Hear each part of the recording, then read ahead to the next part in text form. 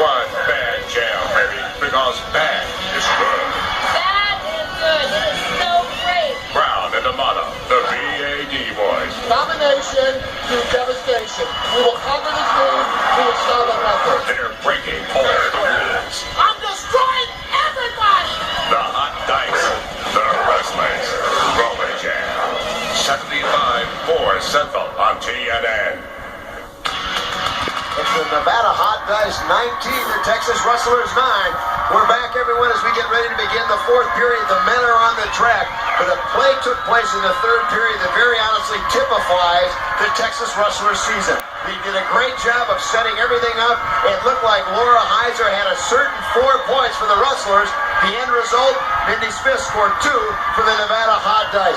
Buddy Atkinson, it seems like it's one disaster after another for Texas. But take us through this one. Oh boy, let's look at this one. And again, this is a tough luck play for them. But we got a little Smith moving here real nice. Real nice. Everything's set up beautifully. She sees the play developing. What does she do? Look at this hit and push.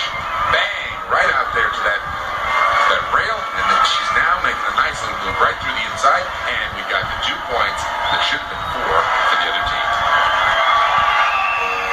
As we start period number 4, there's no question the Rustlers have dug themselves a very deep hole. Buddy Atkinson, you're coaching the Texas Rustlers. What can they do to get back in this? I'd get Gallagher moving his butt a little more and get out there on some jams and do the business that he can do. Well, right now what they're doing, buddy, they've got Sigmund Williams going out against Jason McDaniel. McDaniel turns right around, takes Williams down. Now remember, that is not a penalty. He was allowed in the WSL to stop in his tracks as long as he doesn't skate backwards against the pack. So there's a perfectly legal rule in the WSL. That's the reason there was no penalty. Now McDaniel is closing in and back to try and block him out for the Texas Rustlers, number 48, Bill Roquevert. And he puts McDaniel down. Oh, Mark Weber rolled their bones over Roquevert, and Jason McDaniel goes right around and picks up a point. Well, if you're looking for team speed out of the Texas Rustlers, that's a showstopper to roll them bones. And you see little Richard Brown, he has to be pleased with his protege, number 37, Mark Weber. But Jason McDaniel takes it to Sigmund Williams a little bit. Jason McDaniel will usually showcase his speed, not his blocking ability, but right there, roll them bones. And Bill Roquevert may not know what planet he's on, much less where he is here in the World Skating League. Wow. Richard Brown again, the Pearl Harbor attack after the play in the penalty box, a 1-jam penalty. It is 20-9, and Buddy Atkinson, perhaps the Texas Rustlers have been listening. They send out Brian Gallagher with a jammer helmet going up against Jason McDaniel. We'll see if he's able to do what you told him to do. That's get his tail in gear. And along with Gallagher, it's number 45, Craig Fisher, McDaniel and Micah Martin.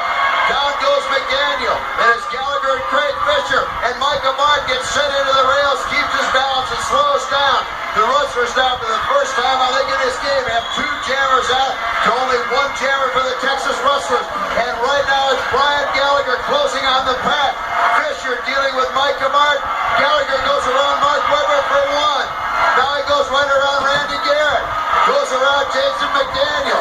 What a move by Brian Gallagher. Craig Fisher comes up and does the same. Buddy Atkinson are making you look like a genius as they finally call it off, but they each pick up 3 points, and suddenly the Rustlers are right back in this. Well, they're right back in it, picked up a bunch of points, but you're absolutely right, Ken. These guys must have a little mic pack coming from Buddy Atkinson Jr. and the Texas Rustlers.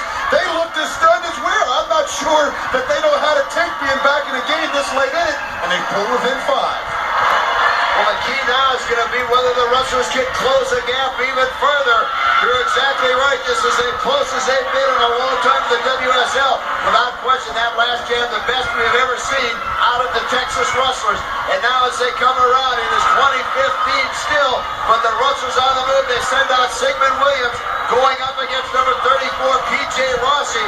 Smart move here by the Hot Dice. Rossi has not been out as a jammer for a while. Hopefully he's got the size and speed to contain Williams, but it is not to be the case. Here comes Sigmund Williams now closing. You see little Richard Brown is brought back in the rotation. He's going to try and block out Williams. Also coming back is Mark Weber. And the Texas Bulldog from little Richard Brown. That's one way now again. Richard Brown goes back at it. goes after Sigmund Williams once again. But a very smart play by the officials. They award Williams a 1 penalty point, and because Richard Brown deliberately prevented him from scoring. Smart heads-up play, but Sigmund Williams is down and in a bad way. Well, little Richard Brown, while he celebrates, we'll be back right after this.